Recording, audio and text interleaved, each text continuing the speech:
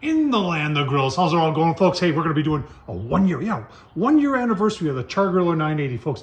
I'll tell you what, we've made a bunch of videos on the we've done a lot with this grill in the last year. So we're going to take it apart. We're going to show you what works, what we think needs to be improved on. We'll go through all the mods that we did with this. So let's try and leave a lot of the links down below in the description if you want to watch individual videos on mods or cooks or something like that, folks.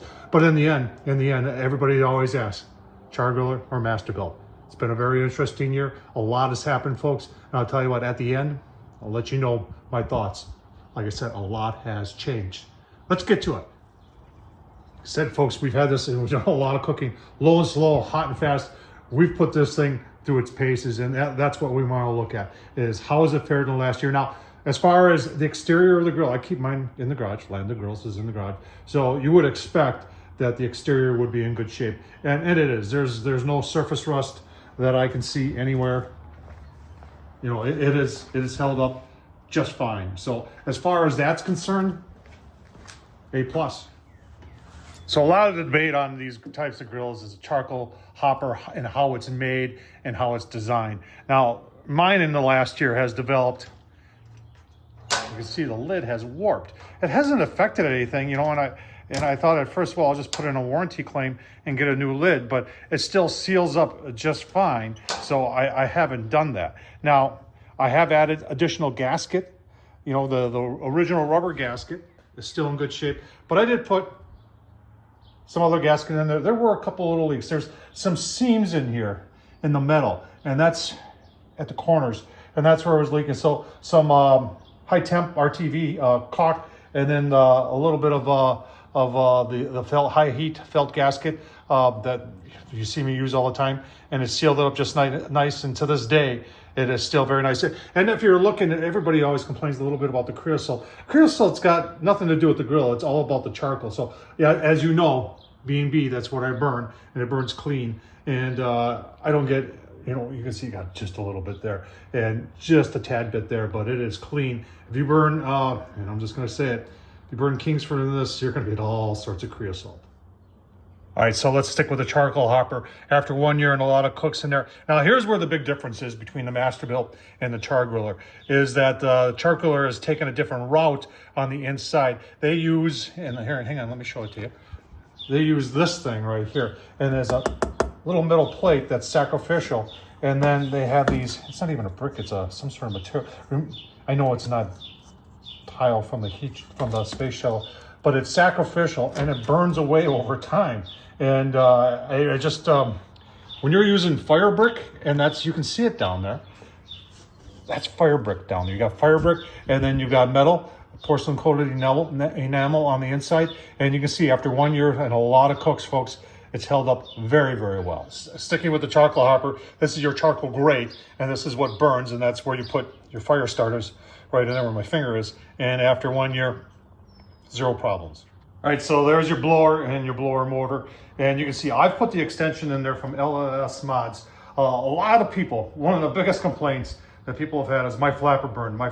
Now, I never had any issues with the flapper, but when Luke, LS Mods, asked me to put it on mine, I did, because so many people have had issues with this that I wanted to show them that if you are having issues and you want to fix it, that's one way of fixing it. And maybe in 2.0 of the Gravity from Chargriller, hopefully they do something. Now let's talk about that, because people ask me all the time, Tom, you're kind of an insider. When's the new one coming out?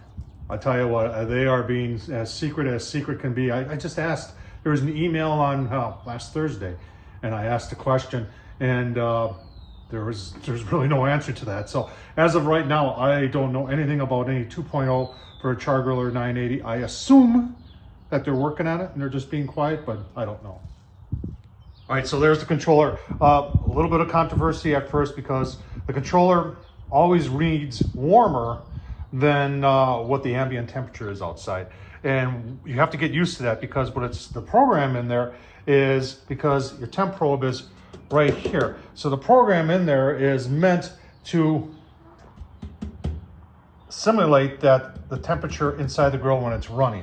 And to be honest with you, folks, I was skeptical at first, but after time, I've just I trust it. And one of the things I did to build that trust was to add these two temperature probes to the outside of the grill. And it's shocking sometimes on how that thing agrees with those things. So, and I've done all sorts of other tests with my pucks and everything like that. So that controller, it works, and it works just fine. Vent on the back, I wouldn't change a thing, folks. I think this is a very, this is a closed position. That's the open position. I usually cook right in there. Wind, the rain, the snow doesn't get into it. It works just fine. So front shelf does work. I've got no problems. If I had any issue with it, I like it to see it about maybe 2 inches, maybe 3 or 4 inches wider. Right now, if you put a tray on there, it's either overhanging a lot by over here, or it's right up against there, which could if it's plastic, it might melt. So if anything, I'd like to see that just a tad bit wider. All right, talking about the wheels, I got no problems with the wheels, but I do have a little problem here with this shelf on this side. A lot of people just push this around, but I got a couple little bumps I gotta go over. So I'm always lifting up on this. And as you can see, a little bit of movement in that. It'd be nicer if this was just a little bit more stout or had some braces going back to the barrel. Remember, this is double walled right here. So you could put something back in here, give this a little bit more bracing for those of us that are picking this up. All right, moving on with the inside. We're gonna go backwards here. Took everything out of here. And just so you see, that's where the heat comes in. You got a heat tube that goes here. We're gonna show you that. But one of the things I really like about this is those slots down there. That's where this thing was, like I said, low and slow, hot and fast. But low and slow is what a lot of people use this for. So grease management is a big deal. You got nice slopes on both sides. It goes into those tubes.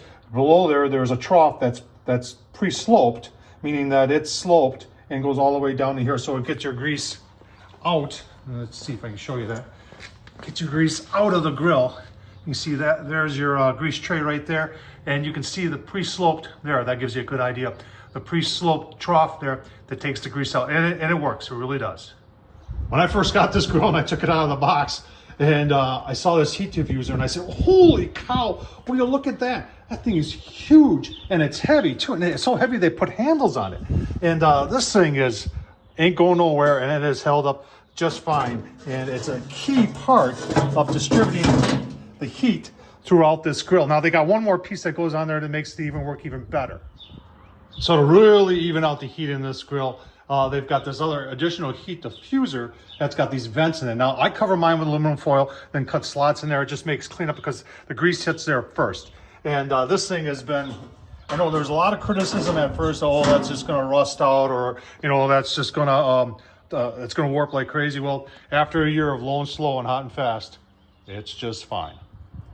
All right, and there's your grates. There's 5 individual grates. They are cast iron, but they're coated cast iron. If there's anything I'd like to see, if there's an improvement, I'd like to see. In fact, I bought grill grates that fit on here. They work just a little bit better than these do. They do work when it gets hot to leave some nice sear lines, but I'd like to see something a little bit different in the lines of some uncoated cast iron.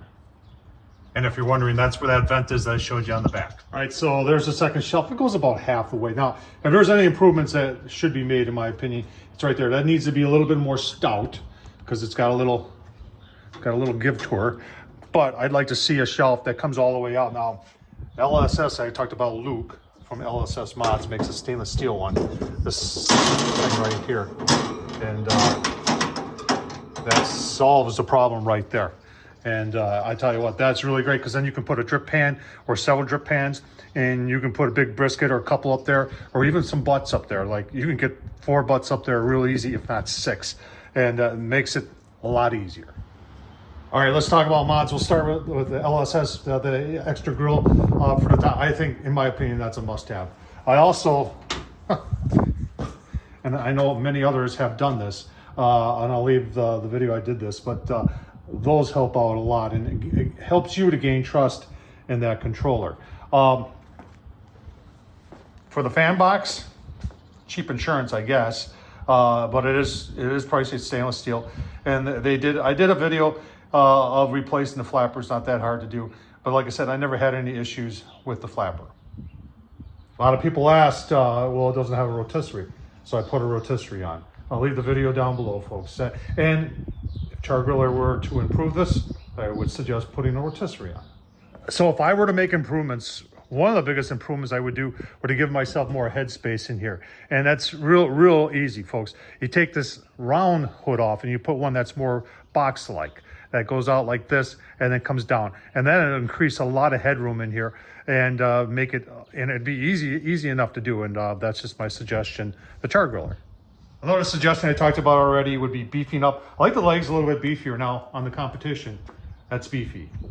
I haven't had any issues, but that shelf in those legs, I think could be a little bit more beefy.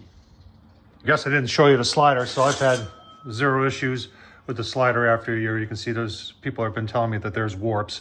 I don't know. I've done low and slow and hot and fast, and I shut mine down after every cook, and no problems. So the great thing about having competition, Masterbuilt was in this all by itself. You're saying, Tom, there's other gravities out there. You're right. Very, very expensive gravities. The concept of gravity grills has been around for a long time, but making them inexpensive to the point that guys like I can own one is what Masterbuilt did. At first, they get kudos for that, and they did change a few things on their grills, but still, a lot of us are spending a lot of money to do modifications that are just, in my opinion, design errors or something that they could have done better. They have not addressed the charcoal box, and I wish they would. So you're saying, well, I guess what way are you leaning, Tom? And you're right. So if you're asking me after 1 year, would I still take the Chargriller over the Masterbuilt? Yeah, I would, folks. There's so many things. Charcoal hopper is number one. It just works better, folks. There's so many things. The way the grease is handled in this grill is phenomenal. That those heat tubes that you saw on the diffuser to even out the temps, that controller that everybody was so suspicious at, but was proven that it works very, very well.